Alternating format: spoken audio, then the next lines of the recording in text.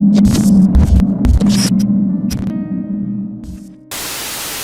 almost got jumped in an abandoned house. I'm going to preface this by saying I was incredibly naive. My best friend, Jay, used to work at a restaurant in a very bad area. She had moved there from a little suburb about 35 minutes away. I still lived in the suburb with my parents, so my street smarts weren't the best. This was 3 years ago. I was 19 at the time, so driving around to visit friends was, and is, one of my favorite pastimes. One day, I decide to stop by the restaurant to see Jay, as I'd done it a few times before, and I was friends with all her co-workers. My friend was busy, and she made me wait around with a few of the others for a bit until her break, then came to chat with me. At this time, I was very anti-purse, and just kept a wristlet, a little wallet you can keep around your wrist. After chatting for about 30 minutes, I left the restaurant, and walked back to my car. After driving for a while, I noticed I had left my wallet, so I texted Jay telling her to grab it for me, and where I had probably left it.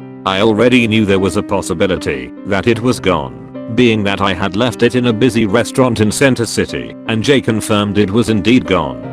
My dad cancelled all the credit cards, but I was still holding on to hope that it would be returned, as I did have my ID in there. The next day, I get a text from Jay. She tells me someone called the restaurant and said they had my wallet and that she had given them my number. I was really happy about this, but knew I would have to meet up with a stranger, so I decided not to tell my parents. I didn't get a text until the next morning. The person said that they had my wallet and wanted to give it back, but never had a name or description. I didn't care. I thanked them profusely and asked when I could meet them. Hours later, they reply with an address and told me to stop by around 9 PM. The address was about 20 minutes from the restaurant, which was also a really bad area, but that didn't worry me as I had left my wallet right around there. I get there around 9, and this is when I started to get freaked out. The house looked like it was previously a row home, but the one connecting it to the rest had been demolished. The windows were boarded up, and there were no lights coming from inside. The place was obviously abandoned, grass overgrown, weeds everywhere, graffiti all over it, you get the idea. The door, however, was not boarded up, and I could see it was ajar. I texted the number, and the person replied a second later telling me to come in. It was early summer, so while it wasn't completely dark out, it was getting there, and I needed a flashlight to see. So what do? Well, turn on my flashlight, of course. I get out of the car and look around in hopes of seeing someone. Nothing. So with phone flashlight in hand, I start walking up the dry rotted wooden steps to the front door. I crack the door open further. It's completely black, and when I shine my flashlight around, I can see there's no furniture. I thought I heard some quiet creaking from the upstairs, which I thought was strange. Why would the person text me to come in but then be hiding upstairs? At this point I knew there was something wrong here. I was scared as hell, and I hightailed it back to my car. I pulled around the corner but I didn't. I just called the police right there. 2 policemen arrive shortly after and walk right into the house with flashlights. Then 2 more pull up. They were inside for a long time, then they come out. With them, in handcuffs, are 2 skinny, scraggly, homeless looking guys. I only got a good look at one, but I do remember the guy had visible sores on his face and arms. I assume they could be drug related. As the cops walked them by my car, one of the guys looked in at me with the angriest expression I've ever seen. 2 of the officers came over to talk to me and had indeed found my wallet inside. All the money was gone, but the rest was intact. The cops reprimanded me for being so stupid. I drove home and never spoke of it to my parents. Only recently have I told them what happened. I'll never know what those guys were planning. Was it just someone messing with me and I called the cops on 2 random homeless guys living there? I never got another text from that number. I started carrying a purse after that. Gross creepy abandoned house men. Let's never meet again. Ever.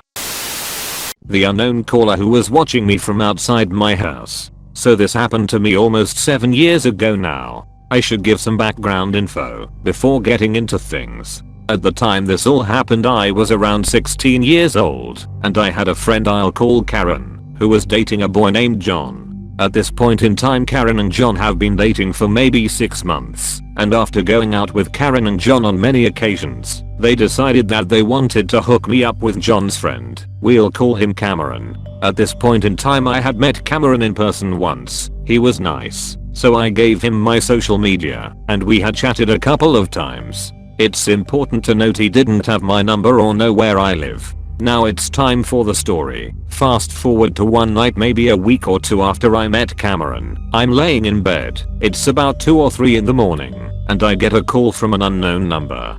Thinking, why the hell is a unknown number calling me at this time of night? I decide to answer it and see who it is. So I answer the phone and say hi, and a man responds saying hi back. Since I didn't recognize the voice on the other end, I ask the person who they are. Instead of giving me an answer to this question, the man on the line tells me to look outside my window. Thinking this is probably a prank call, I tell the man to F off and hang up the phone. Once I did this, the number calls back again. Didn't answer it.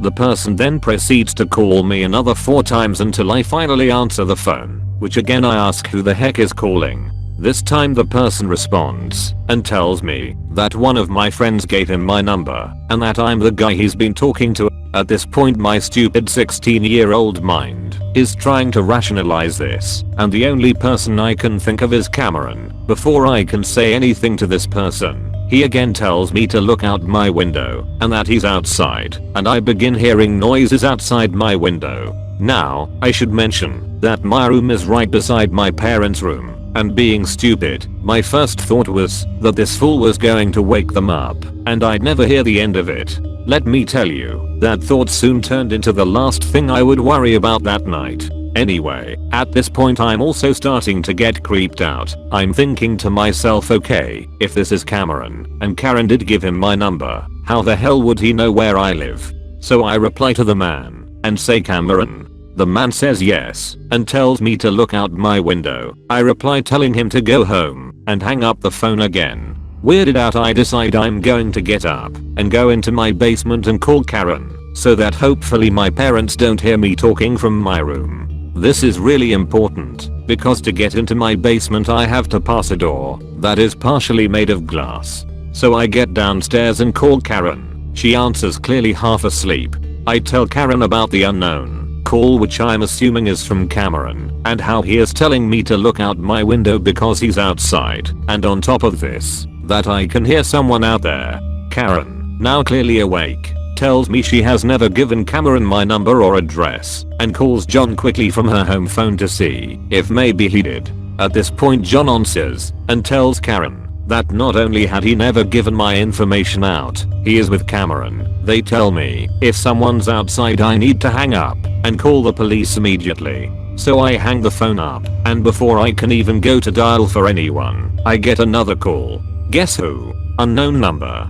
So I stupidly answer again, and before I get a word in, the man tells me that he knows I'm in my basement. He saw me walking by my back door. Now I'm clearly disturbed, as I did just walk by my back door to get downstairs, so I know someone is outside. Again, before I could say anything, the man tells me to come outside. So stupidly I tell the person I'm calling the police and hang up the phone. Why I didn't call the police at this point, I really don't know.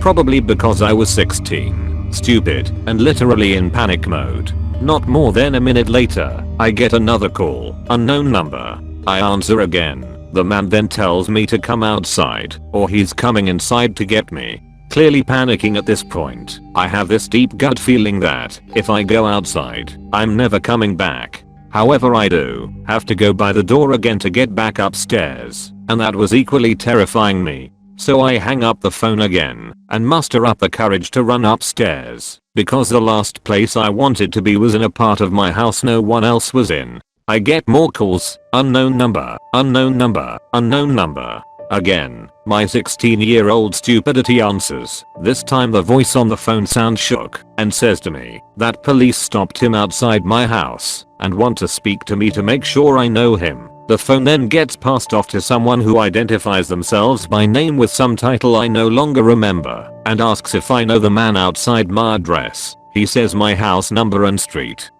I quickly tell the voice on the phone I don't have any idea who the person calling me is and hang up the phone. Never got another call again. However, I did sit there all night holding a bat and had problems sleeping for months. I should also mention I didn't have many friends at this point in my life. And looking back on this night, I thought maybe this was a prank taken too far. However, I begged the few friends I did have for months to admit that one of them were the person who pulled this off, and to this day they all insist none of them did this. So whatever got this person to stop calling me, thank God. And to the unknown caller, let's not meet.